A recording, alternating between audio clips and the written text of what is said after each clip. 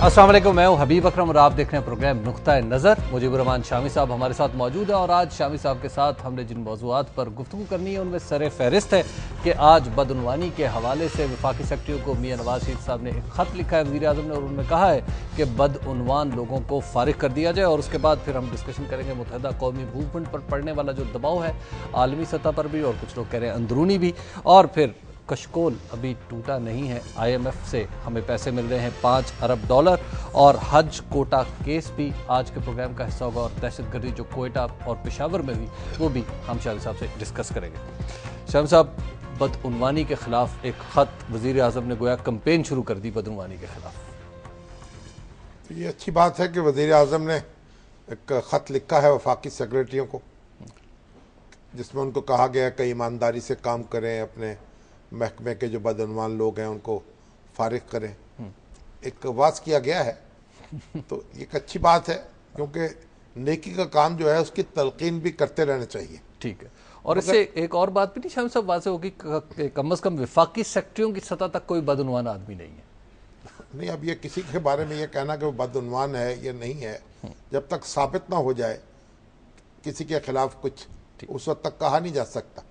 लेकिन बहरहाल जो नवाज शरीफ साहब ने जो सेक्रेटरी रखे हैं और इस वक्त काम कर रहे हैं, जी। तो उनके बारे में उनका तासुब तो ये होगा ये सब ईमानदार लोग हैं। बिल्कुल। लेकिन ये कोशिश ऐसी है नतीजे के एतबार से, जैसे जनरल ज़िया-उल हक के दौर में नोटों के ऊपर लिख दिया गया था कि रिज़्क़ हलाल है इबादत है जी, और उसके बाद फिर आप देख लें रिज़्क़ हलाल की फरावानी हो गई मुल्क में। बिल्कुल। तो नवाज शरीफ साहब को वज़ीर आज़म मुंतखब किया गया है और उन्हें इन खतूत से आगे बढ़कर भी बहुत कुछ करना है। मसलन ये कि इक़दाम करना है, ऐसे तरीक़े इख्तियार करने हैं, इस तरीके की एडमिनिस्ट्रेशन चलानी है, इस तरह के अदारे कायम करने हैं जहाँ एहतसाब हो सके, ठीक है, जहाँ ताख़ीर को रोका जा सके, जहाँ डिस्क्रिशनरी पावर्स को कम किया जा सके। अब देखिए, एक फ़ाइल एक जगह आके रुकती है और कुछ पता ही नहीं चलता उसके बारे में क्या हुआ क्या है। ठीक है, यही करप्शन का सबसे बड़ा अड्डा है, जी, हथियार जो है। जी, तो शाम साहब, अगर टॉप पे करप्शन खत्म हो जाए तो क्या नीचे मामला ठीक हो सकते हैं? देखिए, नीचे ये बात तो दुरुस्त है कि जब ऊपर करप्शन खत्म होगी तो जो बड़े बड़े स्कैंडल्स होते थे, अरबों रुपए के घपले होते थे, वो तो सुनने में नहीं आएंगे।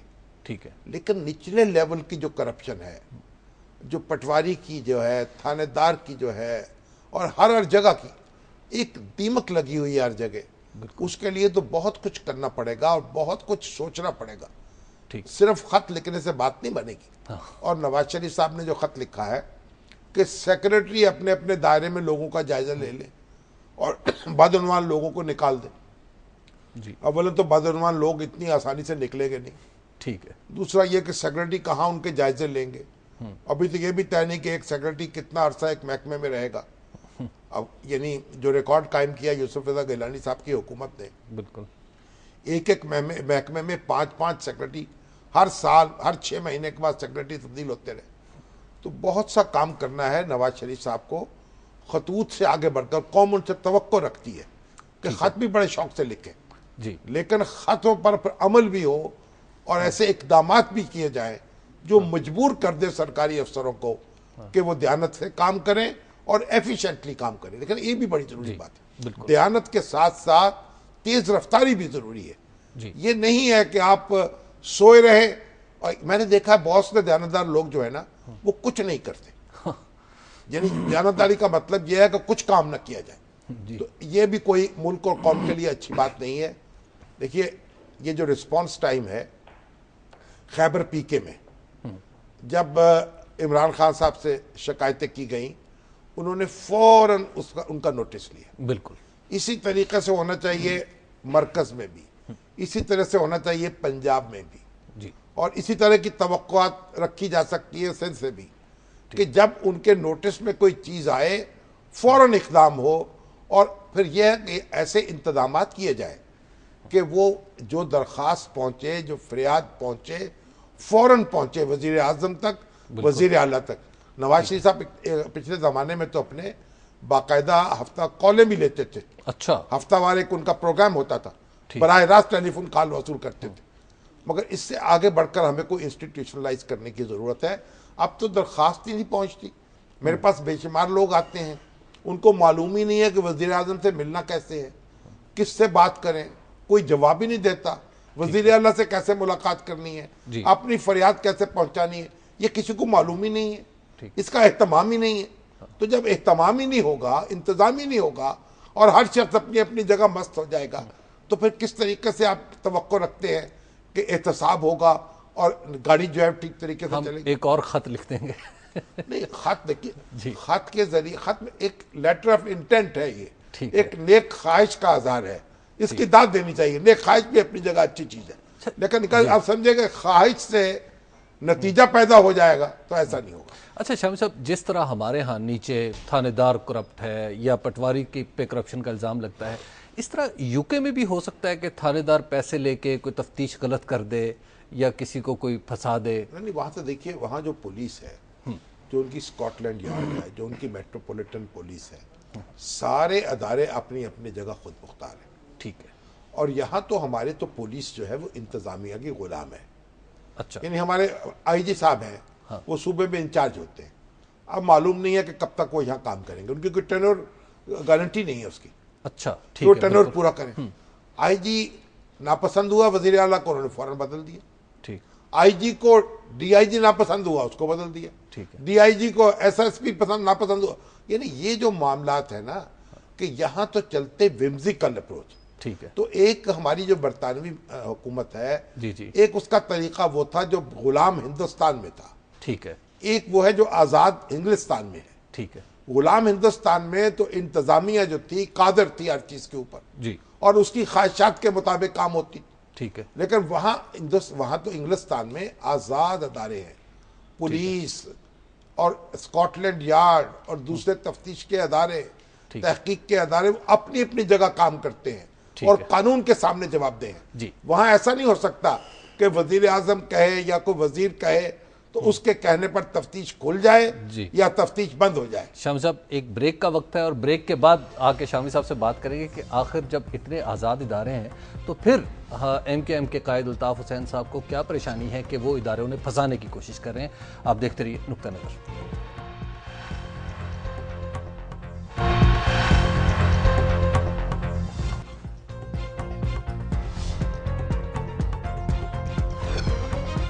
نظر میں ایک بار پھر خوش آمدید. شامی صاحب, سوال یہ تھا کہ آخر الطاف حسین صاحب کو اتنے انڈیپینڈنٹ اداروں سے کیا شکایت پیدا ہوگی؟ وہ بڑا متعین کہتے ہیں کہ سازش ہو رہی ہے, انہیں پھنسایا جا سکتا ہے. دیکھیے, الطاف حسین صاحب نے کل خطاب بھی کیا ہے, برطانوی حکومت کو انتباہ بھی کیا ہے کہ ان کے خلاف کوئی کارروائی جو ہے وہ برطانوی حکومت کے لیے بہتر نہیں ہوگی, مفید ثابت نہیں ہوگی. اور یہ بھی کہا ہے کہ انٹرنیشنل اسٹیبلشمنٹ جو ہے ان کے خلاف سازش کر رہی ہے. بالکل. پھر اس کے بعد ان کے جو بہت سارے ایم کیو ایم کے رہنما ہیں, انہوں نے برطانوی قونصل خانے کے سامنے کراچی میں ایک مظاہرہ بھی کیا, ان کو یادداشت بھی پیش کی. کیمرون صاحب جو اسلام آباد میں نواز شریف صاحب سے ملاقات کر رہے تھے, وہ یہاں آئے ہوئے تھے, تو انہوں نے بڑا ایک پاکستانیوں کو خوش کیا کہ جناب جو پاکستان کے دشمن ہیں وہ برطانیہ کے دشمن ہیں. ٹھیک ہے. اور دہشت گردی کے حوالے سے بات کی اگرچہ. اسی وقت قونصل خانے پر احتجاج ہو رہا تھا ایم کیو ایم کی طرف سے. اور پھر اس کے بعد یہ خبر بھی آئی ہے کہ جو لاکر ہیں وہ توڑے گئے ہیں وہاں کچھ بینکوں میں, اور پولیس نے, اور ان سے کوئی جواہرات برآمد ہوئے ہیں, زیورات برآمد ہوئے ہیں, اور طرح طرح کی افواہیں چل رہی ہیں, قصے چل رہے ہیں. اور ایم کیو ایم کو لگتا ہے کچھ پریشانی ہو رہی ہے. ان کو خدشہ یہ ہے کہ عمران فاروق صاحب کے جو قتل کی تحقیقات ہے, اور کئی لوگ یہ بھی کہتے ہیں کچھ منی لانڈرنگ کے الزامات ہیں, ان کی ساری جو تفتیش ہو رہی ہے وہ ایم کیو ایم پر فوکسڈ ہے. اس لیے ایک احتجاج ہو رہا ہے. اب دیکھیے, ابھی تک تو یہ تفتیش ہو رہی ہے اور کوئی نتیجہ تفتیش سامنے نہیں آیا. اس لیے ہم بھی کوئی الزام تراشی کے چکر میں نہیں ہیں, اور نہ ہمیں کوئی متعین الزام لگانا ہے, نہ کوئی توثیق کرنی ہے, نہ تصدیق کرنی. ایک معاملہ چل رہا ہے. لیکن الطاف حسین صاحب نے کیونکہ اس میں شدت سے آواز بلند کی ہے, اور ایم کیو ایم والوں نے بھی احتجاج کیا ہے, تو اس پہ ایک توجہ مبذول ہو گئی ہے کہ کچھ نہ کچھ ایسا ضرور ہو رہا ہے جو ایم کیو ایم کو پسند نہیں آ رہا. ٹھیک ہے. بہرحال الطاف حسین صاحب جو ہے برطانیہ کے شہری بھی ہیں, پاکستان کے شہری بھی ہیں. اب ان کا ایک معاملہ برطانوی حکومت کے ساتھ ہے. جی. کہا کہ ضابطے قاعدے کے مطابق, انہوں نے یہ بات بھی تو کہی ہے نا کہ میں ضابطے اور قانون کے مطابق جو ہے سامنا کروں گا. بالکل. تو وہ ان کو سامنا کرنا چاہیے. اس بارے میں اور کچھ نہ کہا جائے تو بہتر ہے. دیکھیے ہمیں یعنی کوئی یہ شوق نہیں ہے کہ یہ کہا جائے کہ الطاف حسین صاحب کے اوپر کوئی وزن گرا دے یا 2 من کا بوجھ ان پہ ڈال دے اور الزامات لگانے والوں میں شریک ہو جائے. نہ ان کی اس وقت صفائی پیش کرنے سے دلچسپی ہے, نہ ان پر الزام لگانے سے دلچسپی ہے. شمس صاحب, آپ نے سنڈے کو لکھا تھا ٹائمنگ. ہاں, سنڈے کو آپ کا کالم تھا کہ ٹائمنگ بڑی امپورٹنٹ ہوتی ہے پالیٹکس میں. تو اس کی ٹائمنگ کے بارے میں آپ کیا کہیں؟ یہ پالیٹکس تو نہیں ہے نا. اچھا. یہ تو ایک برطانیہ کے اندر ایک کاروائی ہو رہی ہے. ٹھیک ہے. ہمارا اس پہ کوئی دائرہ اختیار نہیں ہے. یہاں پاکستان کی حکومت کا نہ پاکستان کے لوگوں کا. تو وہاں تو ان کے اپنے ادارے ہیں, وہ اپنے طریقے سے کام کر رہے ہیں. اور الطاف حسین صاحب نے اور کئی ہمارے دوسرے ایم کیو ایم کے لوگوں نے بھی آپٹ کیا تھا کہ وہ برطانیہ میں رہیں, کیونکہ برطانیہ میں رہتے ہیں تو آپ وہاں کی شہریت پہ لے لیتے ہیں اور پاکستان کی شہریت بھی آپ کے پاس رہتی. تو برطانیہ میں ایک تحفظ کا احساس تھا ان کو. اب یہ ہے کہ وہ تحفظ کا احساس جو ہے وہ کم ہو رہا ہے. اب کئی لوگ تو یہ بھی خبر لا رہے ہیں کہ جو یہ نیشنلٹی ہے وہ ختم بھی ہو سکتی ہے. اچھا. مگر یہ ساری کوڑیاں ہیں جو دور دور کی, لانے کی ضرورت نہیں ہے. ٹھیک ہے. دیکھنا چاہیے. اور اگر ایک پاکستانی کے طور پر الطاف حسین صاحب کو کوئی سپورٹ کی ضرورت پڑے پاکستانی حکومت سے اور اس کا وزن ہو اس کے اندر, یہ جائزہ لیا جائے کہ ان کو معاونت فراہم کرنی ہے, تو اس پر بھی غور کیا جا سکتا ہے. لیکن شام صاحب, جو مظاہرے ہیں, مظاہرے پاکستان میں ہوئے, جو ڈیوڈ کیمرون کی آمد پر ہوئے, تو گویا جو دباؤ ہے وہ پاکستان کے ذریعے ڈالا جائے گا برطانیہ پہ. دیکھیں نا, کیونکہ برطانیہ جو ہے وہ تو وہاں تو اس طرح کے مظاہرے ہو نہیں سکتے, نہ آپ اس طرح سے دباؤ ڈال سکتے ہیں. پاکستان میں بھی تو کچھ کرنا نہیں. جو لوگ کارکن یہاں رہ رہے ہیں ان کو بھی یکجہتی کا اظہار کرنا ہے نا اپنے لیڈر کے ساتھ. تو انہوں نے بڑھاس اپنی اس طریقے سے نکال لی. تو آپ یہ سمجھیں کہ یہ تو ایک یکجہتی کا یا اظہار ہے یا عقیدت کا اظہار ہے اپنے قائد کے ساتھ. اس کی کوئی عملی اہمیت اس طرح سے ہو یا نہ ہو, اور برطانوی حکومت جو ہے بہرحال اس پہ کیا اس کے اثرات پڑیں گے یہ تو وہ جانے اور اس کا کام جانے. ٹھیک ہے. شمس صاحب, اگلی خبر ہے جو اتوار کو جو واقعات پیش آئے جس میں دہشت گردی کے, جو کوئٹہ اور پشاور میں, جو کوئٹہ میں بھی خود کچھ حملہ ہوا, کتنی ہلاکتیں ہو گئی. وہ ہزارہ بیچارے جو ہزارہ ہیں پھر ٹارگٹ سے. بالکل. اور یہاں پھر پولیس پر حملہ ہوا پشاور میں, اور کتنے لوگ مارے گئے, اور کس طرح سے پورا ملک جو ہے اس کی فضا سوگوار ہے. اور ہڑتال ہو رہی ہے, مظاہرے ہو رہے ہیں, ماتم ہو رہا ہے. اور یہاں تو اس دفعہ تو صبح جو خیبر پکے ہے اس میں متعین ایف آئی آر درج ہوئی ہے کوئی 2-3 کمانڈروں کے خلاف طالبان کے. اچھا. ٹھیک ہے. اچھا. اور وہاں جو ہے وہ فرقہ وارانہ شاخسانہ ہے اس کا. بالکل. اور ڈاکٹر عبد المالک بلوچ جو ہیں ان کو جب یہ خبر ملی ہے تو وہ تیز رفتاری سے پہنچے ہیں کوئٹہ میں. دیکھیے خیبر پی کے میں بھی اور کوئٹہ میں بھی وارداتیں مختلف نوعیت کی ہیں, مختلف گروہوں نے کی ہیں.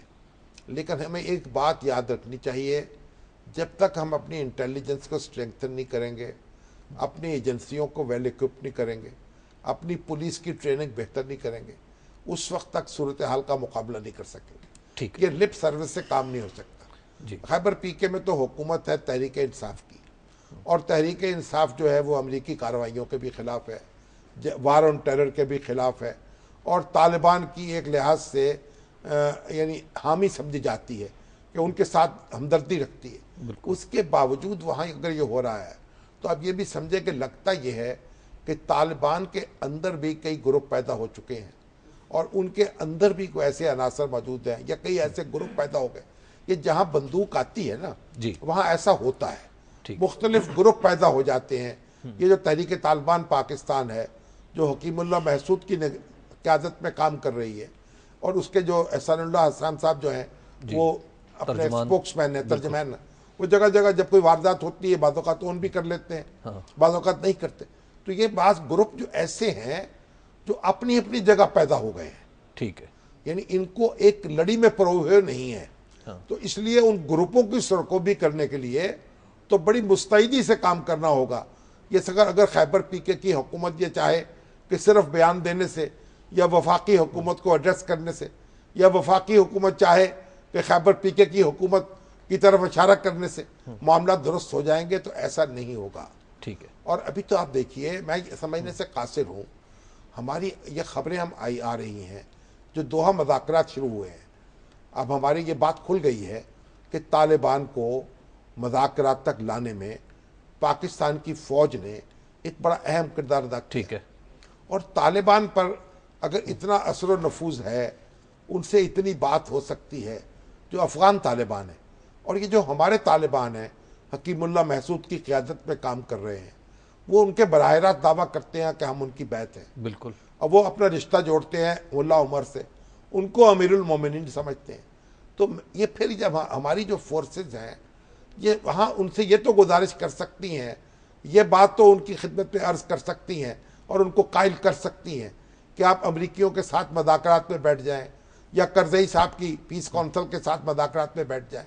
تو پھر ان سے یہ گزارش نہیں ہو سکتی کہ وہ اپنے یہ جو یہاں خلفاء ہیں جو ان سے بیعت کے دعوے کرتے ہیں, ان کو روکیں.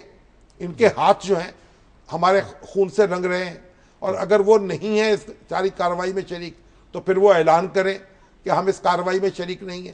جو چھوٹے چھوٹے گروپ یہ کام کر رہے ہیں, پھر ان کی سرکوبی ہونی چاہیے, اور طالبان کو سپورٹ کرنا چاہیے پاکستانی اداروں کو کہ وہ ان چھوٹے گروپوں کی سرکوبی کر سکے. تو یہ معاملات جو ہیں, آخر پاکستانیوں کا خون جو ہے اس کا بھی تو سرخ رنگ ہے, اس کی بھی تو حفاظت کرنی ہے, وہ بھی تو ذمہ داری ہماری ہے. شام صاحب, سوال یہ پیدا ہوتا ہے کہ آخر ہم امن و امان کی ذمہ داری صوبائی حکومتوں پہ ڈال دیتے ہیں, تو کیا یہ پرٹیکولرلی طالبان اور دہشت گردی کے معاملے سے ہماری صوبائی حکومتیں نمٹ بھی سکتی ہیں یا وفاق کو ہی انٹروین کرنا پڑے گا؟ دیکھیے, یہ کام ایسا ہے جو وفاقی اور صوبائی حکومت کو مل کر کرنا ہوگا.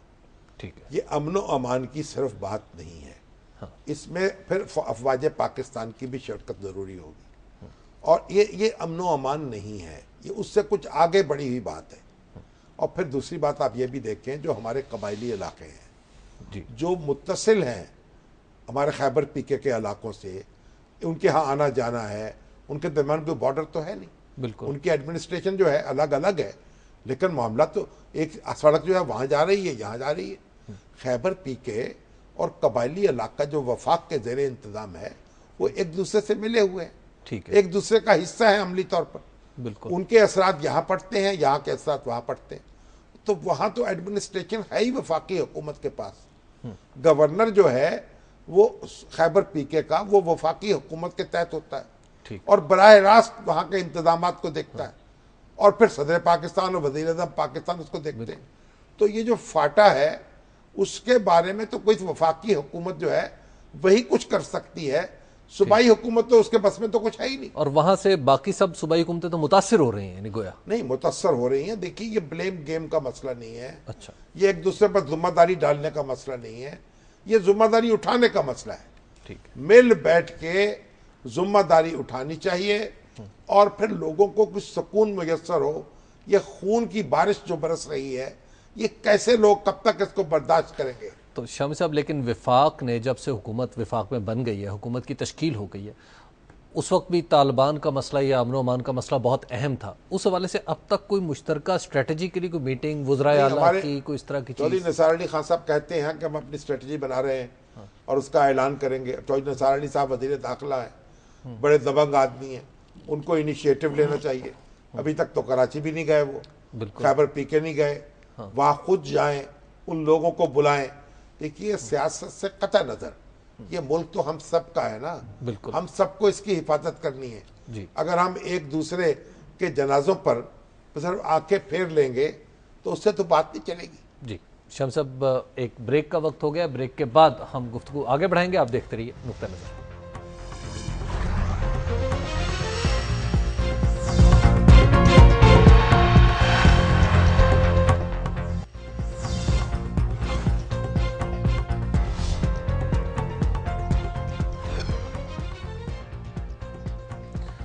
نقطہ نظر میں ایک بار پھر خوش آمدید. بات ہو رہی تھی, ہم طالبان کے حوالے سے بات کر رہے تھے اور مذاکرات کے حوالے سے بات کر رہے تھے, تو ابھی تازہ ترین خبر آئی ہے کہ سرتاج عزیز صاحب ملاقات کریں جان کیری سے برونائی میں شامی صاحب, اور پھر موضوعات یہی ہوں گے کہ طالبان کے ساتھ کیا کیا. آسیان ریجنل فورم ہے جی, وہاں کیری صاحب بھی آئیں گے اور سرتاج عزیز صاحب بھی جا رہے ہیں. ٹھیک. تو سرتاج عزیز صاحب پاکستان کے وزیر خارجہ ہیں عملاً, تو ان کو مشیر کہا جاتا ہے, لیکن مشیر اس لیے ہیں کیونکہ وہ ممبر نہیں ہے قومی اسمبلی کے یا سینٹ کے, ٹھیک, اس لیے وہ وزیر کے درجے میں مشیر ہیں. ٹھیک. تو کیری صاحب سے ان کی ملاقات ہوگی, اور کیری صاحب نے یہاں آنا تھا, وہ مؤخر ہو گیا ان کا دورہ, اب میرا خیال مستقبل قریب میں وہ آئیں گے. ٹھیک. اور پاکستان اور امریکہ کے درمیان تعلقات جو ہیں کافی بہتر ہو رہے ہیں, اور سرتاج عزیز پھر کوئی نئے وزیر خارجہ نہیں ہیں, پہلے بھی نواز شریف صاحب کی حکومت میں وہ وزیر رہے, وزیر خزانہ رہے, پھر وزیر خارجہ رہے, اور بڑے زیرک ڈپلومیٹ ہیں. اور توقع رکھنی چاہیے کہ پاکستان اور امریکہ کے درمیان جو باہمی معاملات ہیں ان پہ غور ہوگا.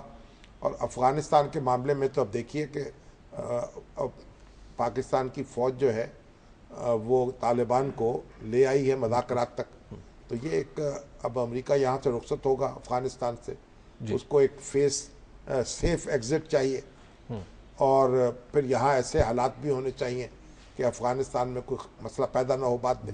پاکستان کی بھی ضرورت یہی ہے, امریکہ کی ضرورت بھی یہی ہے, اس خطے کے دوسرے ممالک جو ہیں ان کی خواہش بھی یہی ہونی چاہیے. اس لحاظ سے بہت سے مقامات ایسے ہیں اتفاق کے, اور پہ اختلاف بھی موجود ہے. بالکل. تو یہ اچھی ملاقات ہوگی, دیکھیں اس سے مفید اثرات ہوں گے. تو شامی صاحب آپ جو کہہ رہے ہیں کہ امریکہ کے ساتھ ہمارے تعلقات کچھ بہتر ہوتے چلے جا رہے ہیں, آئی ایم ایف پر بھی اس کے اثرات نظر آ رہے ہیں. ہاں ظاہر ہے کہ آئی ایم ایف بھی ہمیں کو $5 ارب دے دے گا. $5 ارب توقع ہے ملنے کی. ٹھیک. اب وہ ہم لیں گے, ان کا بڑا حصہ $3 ارب تو فوری طور پر قرضہ واپس ہو جائے گا آئی ایم ایف کا. اچھا, انہیں واپس کر دیں گے. قرضہ لینے کے لیے, قرضہ دینے کے لیے قرضہ لینے کی ضرورت ہے. اچھا. ہمارے چودھری محمد علی مرحوم ہوا کرتے تھے, سابق وزیر اعظم پاکستان کے, تو ایوب خان کے دور میں وہ اپوزیشن میں تھے.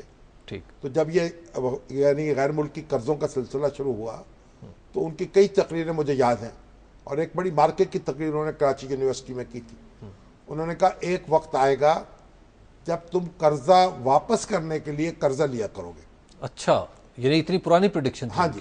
اب کس لیے کہ جب قرضہ آتا ہے تو پھر شاہانہ طریقے سے خرچ ہوتا ہے, پھر جو اپنے اندرونی وسائل ہیں ان کو بروئے کار لانے کی کوشش نہیں ہوتی.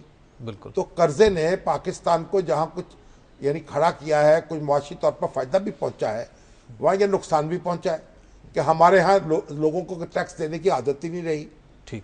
اور ہمارا سسٹم سارا جو ہے ڈسٹرب ہو گیا. اب اسحاق ڈار صاحب جو وزیر خزانہ بنے ہیں تو بار بار کہتے تھے ہم آنکھوں میں آنکھیں ڈال کر آئی ایم ایف سے بات کریں گے, اپنی شرائط پر قرضہ لیں گے. مگر یہ تو سیاستدانوں کے اپنے علم الکلام ہوتا ہے, یعنی وہ مذاکرات میں تو بہرحال اس طرح آنکھوں میں آنکھیں نہیں ڈالی جاتی, پستول دکھا کے قرضہ تو نہیں لے سکتے آپ, لیکن بہرحال انہوں نے یہ ایک ہمت اور حوصلے سے بات کرتے ہیں. اب جو کچھ آئی ایم ایف کو چاہیے تھا, کیا چاہیے تھا, دیکھیں ہمیں کیوں چاہیے, آئی ایم ایف سے قرضہ ملتا ہے سستا, ٹھیک ہے, کم سے کم شرح سود پر 2%, 3%, 4% پر ہمیں قرضہ ملتا ہے. دنیا میں اور اس طرح کے قرضے کہیں نہیں ملتے, بہت کم ہوتا ہے. ایک بات. دوسری بات یہ کہ آئی ایم ایف کیا کہتا ہے, آئی ایم ایف یہ کہتا ہے بھائی اگر تم ہم سے پیسے لے کے اپنے بجٹ کا خسارہ دور کرو گے تو واپس کیسے کرو گے. ٹھیک ہے. تو وہ اپنا قرضہ واپس لینے کی گارنٹی بھی چاہتا ہے, اس کے لیے اقدامات تجویز کرتا ہے, اس کے لیے کہتا ہے کہ یہ خرچے کم کرو, خسارہ کم کرو, قیمتیں بڑھاؤ. اس کو تو اس بات سے غرض ہے کہ اس کا پیسہ جب آ رہا ہے تو واپس ہو. ٹھیک ہے. اور ہمارے پھر ہاتھ بن جاتے ہیں. تو بہت سا کام جو آئی ایم ایف کو مطلوب تھا وہ اس بجٹ میں ہو چکا ہے. ٹھیک ہے, ہم نے پہلے ہی کر دیا. جی ایس ٹی جو ہے اس کی شرح میں اضافہ ہو چکا ہے. بجلی جو ہماری آئل کی قیمتیں, تیل کی قیمتیں بڑھتی جا رہی ہیں, بجلی جو ہے وہ مہنگی ہوتی جا رہی ہے, اس کی سبسڈی ختم کر دی جائے گی. اور جو خسارے تھے, دیکھیے یہ ہماری جو بجلی جو ہے اس میں یہ سرکولر ڈیٹ جو تھا, اب اس کو 326 ارب روپے کے قریب تو واپس کر دیا حکومت. جی بالکل. باقی انہوں نے کہا اگست تک واپس دے دیں گے جو آئی پی پیز کو, اور یا دوسرے جو ادارے ہیں बिजली पैदा करने वाले।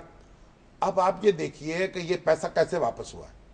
ये दायरे नोट छाप के वापस किया होगा, औरतों की तिजोरी में तो रखा नहीं हुआ। हाँ। तो अब दूसरे 2 अरब डॉलर 200 अरब रुपए के और नोट छाप देंगे। हाँ। लेकिन असल प्रॉब्लम ये था कि आप पैसा तो वापस कर दें एक दफा, फिर 6 महीने बाद फिर उतने पैसे इकट्ठे हो जाए, फिर क्या करेंगे?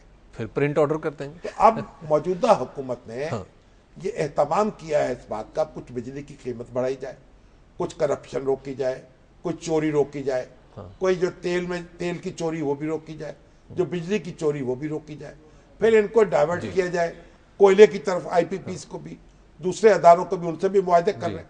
तो मिल मिलाकर ये मामलात को दुरुस्त करने की कोशिश कर रहे हैं एडमिनिस्ट्रेटिव जरिए से। तो आईएमएफ जो है, जो चाहता था जी, वो आईएमएफ को मिल चुका है जी। अब वो पैसे भी मिल जाएंगे हमें इंशाल्लाह। ठीक है, और हमारा शायद कुछ सांस भी आसान हो जाए। नहीं, सांस आसान तो हो जाए ना, कि वो जो हमारे जो कर्ज यानी हमारे डिपॉजिट्स थे वो बड़ी शिद्दत से कम हो जाते। ठीक, वो उनमें उस तरह कमी नहीं होगी। बाकी तो हमें बहुत कुछ कमाना पड़ेगा बहुत खर्च करने के लिए, बिल्कुल। और हमारी जो एक्सपोर्ट्स हैं और हमारी जो आमदन है उसमें इजाफा करना होगा। शाम साहब, एक ब्रेक का वक्त हो गया। ब्रेक के बाद हम गुफ्तगू यहीं से आगे बढ़ाएंगे और फिर आपके सवालात भी लेने की कोशिश करेंगे। आप देखते रहिए नुक्ता नज़र।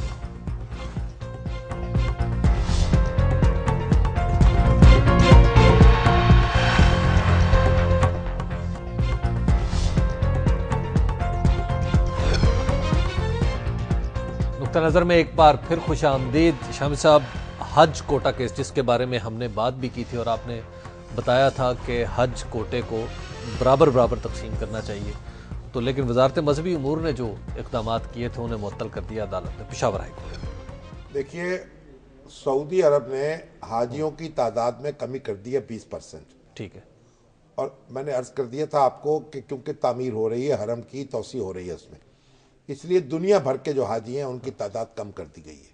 ठीक है, पाकिस्तान में भी 20% कमी होनी थी। अब उसमें तक जो पाकिस्तान के हाजी हैं, आधे तो जाते हैं सरकारी एहतमाम में, ठीक है, और आधों का इंतजाम करते हैं प्राइवेट टूर ऑपरेटर्स। तो अब इस बात की ज़रूरत थी कि आधा आधा कोटा जो है वो तकसीम कर दिया जाता है उनमें जो कमी हुई है।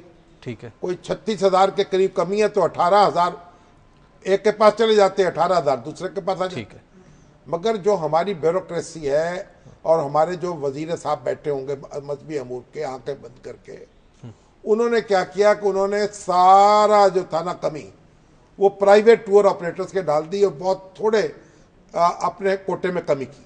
ठीक है। अब वो पेशावर हाई कोर्ट में चले गए, और पेशावर हाई कोर्ट में तो एक दबंग बैठे हुए चीफ जस्टिस माशाल्लाह दोस्त मोहम्मद खान साहब, और कल भी उन्होंने कहा जनाब पटवारी से लेकर तो ऐवान सदर तक हर जगह करप्शन ही करप्शन है। तो अब वो एक उन्होंने फौरी तौर पर वो मुअत्तल कर दिया हुक्म वजारत मजहबी अमूर का। ये देखिए, ये हमारे वजीर आजम साहब जो चिट्ठियाँ लिख रहे हैं वो ये भी देखें कि मजहबी अमूर के ये सेक्रेटरी साहब जो हैं या जो वजीर साहब हैं वो अंधे हो चुके हैं क्या? उनको ये बात मालूम नहीं है कि ये कोटा जो है वो आधा आधा तकसीम होना चाहिए। बिल्कुल। और जो प्राइवेट टूर ऑपरेटर्स हैं उन्होंने बिल्डिंगें ली हुई हैं, उनको नुकसान उठाना पड़ेगा, वो सारा नुकसान उनके खाते में डाल दिया जाए। तो ये आलम है, इस तरह की हुकूमत और इस तरह की इंतजामिया अब इस दौर का साथ नहीं दे सकती। और ये जो पेशावर हाई कोर्ट ने थप्पड़ रसीद किया उनके चेहरे पर, अब इनके खिलाफ कार्रवाई होनी चाहिए जो सेक्रेटरी साहब बैठे हुए वहां कि उन्होंने ये कैसे हरकत की है। ठीक भाई, और ये वजीर आजम को ये काम करने का है, फौरी कार्रवाई करें। बैलेंसिंग नहीं, बैलेंसिंग नहीं, कार्रवाई। ठीक है, जो तजावुज करे उसको कान से पकड़े। ठीक है। शाम साहब, ये अभी एक खबर आ रही है मिस्र के हवाले से कि मिस्र में अखवानुल मुस्लिमून के जो दफ्तर था उसके ऊपर हमला हुआ है, एक मॉब ने हमला किया है और 8 अफराद वहाँ पे जाँ बहक हो गए, वहाँ पे मामला बिगड़ गए हैं लग रहा है। देखिए, जो सदर मुर्सी साहब हैं जी, बाकायदा मुंतखब सदर हैं, उनके खिलाफ जो उनके मुखालफिन है वो मुत्तहिद हो चुके हैं। ठीक है। अभी तो मैंने ये भी सुना कि 4 वजीर भी उनके इस्तीफा दे गए। अच्छा। कुछ अरकान असम्बली ने भी कल इस्तीफा दिया था। ये जो मुर्सी को 51% वोटर्स की हमायत हासिल थी जी, तो इससे आप अंदाजा लगा लें कि 49% उनके मुखालिफ थे। ठीक है। अब उन्होंने दस्तूर साजी में اپنے مخالفین کی رائے کو اہمیت نہیں دی اچھا اور اپنی اکثریت کے بل پر دستور بنا لیا. ٹھیک ہے. اب جو مخالفین ہیں وہ کٹھے ہو چکے ہیں اور ان کا ناک میں دم کر رہے ہیں. بالکل. اب آپ یہ دیکھیے کہ انہوں نے ایک دستاویز تیار کیا ہے جس پہ کہتے ہیں پتہ نہیں کتنے کروڑ ووٹرز کے دستخط ہو چکے, یعنی جو مرسی صاحب کے ووٹرز ہیں ان سے زیادہ بڑی تعداد میں وہ دستخط کروا چکے ہیں لوگوں سے. اگرچہ کہ بہت سے لوگوں کا کہنا یہ ہے کہ یہ بوگس کارروائی ہے, اس طرح کی دستخطوں سے اور اس طرح کے نام نہاد ریفرنڈم سے الیکشن کے نتائج کو آپ تبدیل نہیں کر سکتے. ٹھیک ہے. مرسی صاحب باقاعدہ دستور کے تحت منتخب صدر ہیں, الیکشن کے ذریعے ہی ان کو جاننا چاہیے اور الیکشن کے ذریعے ہی صدر کو آنا چاہیے. مگر ایک بات میں آپ سے ضرور عرض کروں کہ یہ جو ہماری جمہوری ریاستیں ہوتی ہیں نا, اب 51% ووٹ ایک طرف اور 49% ایک طرف, جی تو پھر 51% کو یہ سمجھنا چاہیے, احتیاط سے قدم آگے بڑھانا چاہیے, ٹھیک, ہلکے ہلکے آگے چلنا چاہیے, ایک کنسنسس کی پالیٹکس کرنی چاہیے بجائے اپنی پارٹی کے ایجنڈے کو تقویت دینے کے. کنسنسس ایجنڈا ہو, گورننس کا ایجنڈا ہو, اکانومی کو بہتر کیا جائے, سیاست کو بہتر کیا جائے. لیکن بدقسمتی سے وہاں تو کیونکہ اینٹی افغان فورسز بھی موجود, اسٹیبلشمنٹ کے اندر بھی موجود, فوج کے اندر بھی موجود, جوڈیشری کے اندر بھی موجود, رکاوٹیں بھی بہت, اور پھر لوگوں کے اندر بھی مخالفوں کی ایک طاقت. تو ساری چیزوں نے مل کے کچھ بے احتیاطی تو مرسی صاحب سے بھی ہوئی ہے اور افغان کے ہمارے بھائیوں سے بھی ہوئی ہے. ٹھیک ہے. اور کچھ یعنی بے احتیاطی ضرور وہ ہو رہی ہے ان کے مخالفین سے. ٹھیک ہے. یعنی مخالفین لگتا یہ ہے کہ سسٹم کو تہہ بالا کرنے پر تل گئے ہیں. جی. تو اگر سسٹم تہہ بالا ہوگا تو پھر فوج کی حکومت آ جائے گی. تو وہاں پہ کوئی باہر سے تو نہیں کھیل رہا جس ہو طرح؟ سکتا ہے. اگر ایسے تو مرسی صاحب کو حمایت حاصل تھی امریکہ کی بھی اور تعاون بھی حاصل تھا, لیکن اکانومی ابھی تک وہ کام نہیں کر رہی اور اسرائیل جو ہے وہ بھی ظاہر ہے ان سے خوش نہیں ہوگا. تو یہ بہت سارے فیکٹرز ہیں جو مل کے مصر کو تہہ بالا کیے ہوئے ہیں. ضرورت مرسی صاحب سے ابتدا میں بے احتیاطی ہوئی ہے, ٹھیک ہے, اور اب بھی کوئی راستہ نکالنا چاہیے کہ مذاکرات کے ذریعے سے اور افہام و تفہیم کے ذریعے سے بات آگے چلائی جائے. دیکھیں جب تو آپ کی میجورٹی ہو نا, اگر تو 75% ووٹ آپ لے لیں تو پھر تو آپ پارٹی کے ایجنڈے کو دیکھیں گے. ٹھیک ہے. لیکن اگر آپ کی میجورٹی بڑی تھن ہے تو پھر آپ ایک کنسنسس ایجنڈا بنائیں گے. ٹھیک ہے. جمہوری معاشروں میں فنڈامنٹل رائٹس تو ہر کے پاس ہوتے ہیں, آواز بلند کرنے کی طاقت بھی ہوتی ہے, مخالف سیاسی جماعتیں بھی آپریٹ کر رہی ہوتی ہیں, ان کو کارنر کی نہیں کیا جا سکتا. جہاں ایسا ہوتا ہے پھر وہاں ایک طوفان بدتمیزی برپا ہوتا ہے, جیسا ہو رہا ہے وہاں ہو رہا ہے. جیسا پاکستان میں بھی آپ نے دیکھا بھٹو صاحب کے دور میں ہوا, 77 میں جب آپ نے اپنے مخالفوں کو کارنر کیا تو مخالفوں نے پھر ایک رنگ دکھا دیا اپنا. بالکل. اور مصر کے اندر بھی فوج ہستی طاقتور ہے, اس کی طاقت میں وہ کمی نہیں ہوئی جو ہونی چاہیے تھی. مرسی صاحب نے بہت کچھ اصلاحات کی ہیں لیکن فوج کی طاقت جو ہے وہ اپنی جگہ ہے. تو جب ہنگامہ فساد ہوگا تو پھر فوج جو ہے اس کا راستہ صاف ہو جائے گا, لیکن پھر افغان المسلمون والے جو ہیں وہ بازار میں آ جائیں گے. تو افغان المسلمون کی بھی ایک گراس روٹ لیول پہ طاقت ہے, اور ان کے مخالفین جو ہیں ان کو مل بیٹھنا چاہیے.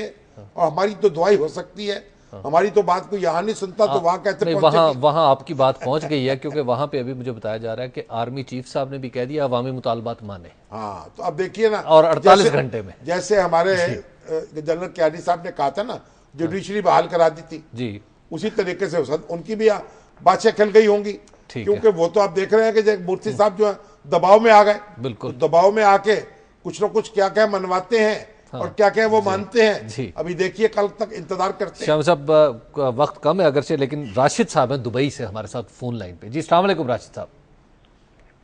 وعلیکم السلام, کیا حال ہیں جی آپ کے؟ اور آپ شکر اللہ کا جناب, فرمائیے حضور. جی شامی صاحب, یہ دہشت گردی پاکستان میں بہت عروج پہ ہے, اس کے بارے میں ایک نسخہ کیمیا ہے, اگر آپ فرمائیں تو میں عرض کروں. جلدی سے فرما دیں جناب. اچھا سر, یہ جتنے بھی پاکستان میں نام نہاد ایڈوائزرز آئے ہوئے تھے اور ہیں, उनको अगर फौरी तौर पर मुल्क बदर कर दिया जाए तो मेरा ख्याल में मतलब ये नुस्खा तो कीमिया तो कोई नहीं है, ये तो पुराना घिसा पिटा नुस्खा है जो लोग पेश करते रहते हैं। अब हम अपनी जान को रो रहे हैं और आपको तुझे अटकेलियां सूझी हैं, हम बेजार बैठे। अच्छा, अब आप देखिए कि एक शेख तुफैल साहब हैं हमारे कनाडा से, उनका मैसेज आया कि भाई इमरान खान साहब को मैसेज भेजा है, नकल भेज रहा हूँ। अच्छा, कि इमरान खान साहब से कहा कि देखिए आपने एक टीवी टॉक में नवाज शरीफ का तो नवाज शरीफ का क्या मुखातिब किया, और कियानी साहब को कियानी साहब कहा, तो या तो दोनों को साहब कहते या दोनों से साहब उठा लेते। तो भाई तुफैल साहब आपकी बात तो उन तक पहुंच गई होगी, हम तक भी पहुंच गई है। ठीक है, सियासी जमातों के रहनुमाओं को एक दूसरे के साथ साहब लगा लेना चाहिए, तो अदब से बात कर लेनी चाहिए, आदाब से, तो इसमें क्या हर्ज है। वाजिद साहब है जी हरीपुर से। जी अस्सलाम वालेकुम वाजिद साहब। वालेकुम अस्सलाम जी। मैंने शामी साहब से बात करनी जी, हुक्म आप कर रहे हैं जी। मैं कहता हूँ कि मेरे पास दहशतगर्दी के लिए हमें इस तरह करना चाहिए कि तालीम जो है ना, तालीम को आम करना चाहिए। आपकी बात दुरुस्त है, दहशतगर्दी के लिए तालीम को भी आम करना चाहिए, लेकिन अभी भी कोई इंतजाम करना चाहिए जी। तालीम तो आम होते होते होगी, उस वक्त तक हमारे ऊपर क्या बनेगी जी। डॉक्टर तारिक साहब हैं जी सऊदी अरब से। जी अस्सलाम वालेकुम डॉक्टर साहब।